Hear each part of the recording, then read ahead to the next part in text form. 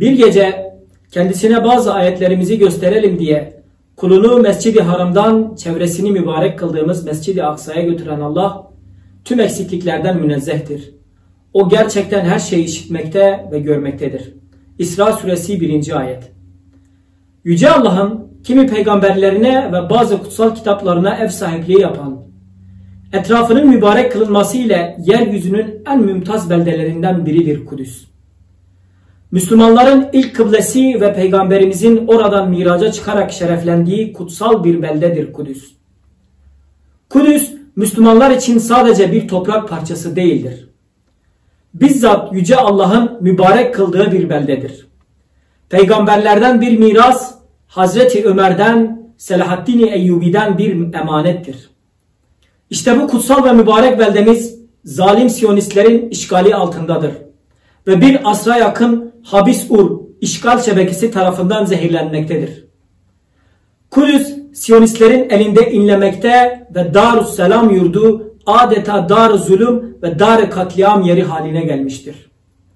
Kudüs ve Mescid-i Aksa, Müslümanların gelip kendisini huzura kavuşturacağı günü özlemle beklemektedir. Bilindiği üzere Ramazan'ın son cuması Dünya Kudüs günü. Ancak bu sene ne yazık ki Türkiye Müslümanları olarak malum salgından dolayı meydanlara inemeyecek, esir Kudüs'ümüzün kurtuluşu için meydanları tekbirlerle inletip bu uğurda canımızı feda etmeye hazır olduğumuzu haykıramayacak, bunun hüznünü kalbimizin ta derinliklerinde hissedeceğiz. Ancak her şeye rağmen yüreklerimiz, ruhlarımız yine Kudüs sevdasıyla dolup taşmalı. Bu cuma gündem yine Kudüs olmalı. Dünya Müslümanlarının ve halkımızın yüreği bu cuma her zamanki gibi Kudüs için atmalıdır.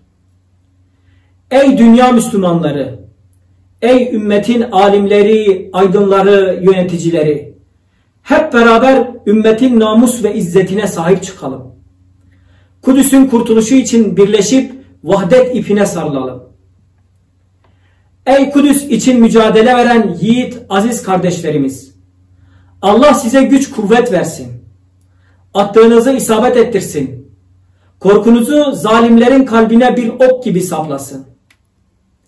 Peygamber sevdalıları olarak, peygamber aşıkları olarak Müslüman halkımıza söz veriyoruz.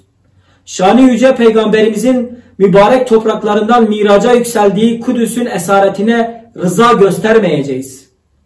İlk kıblemiz Mescid-i Aksa'nın Siyonist çetelerin kirli çizmeleri altında çiğnenmesine ilgisiz kalmayacağız. Kudüs davasını davamız bilecek. Her platformda, her şart ve durumda Kudüs'ü savunmayı şer'i bir vazife olarak bileceğiz.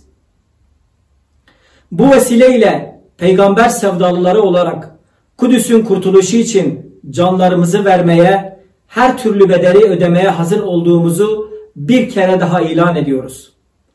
Kudüs davası ümmetin davasıdır.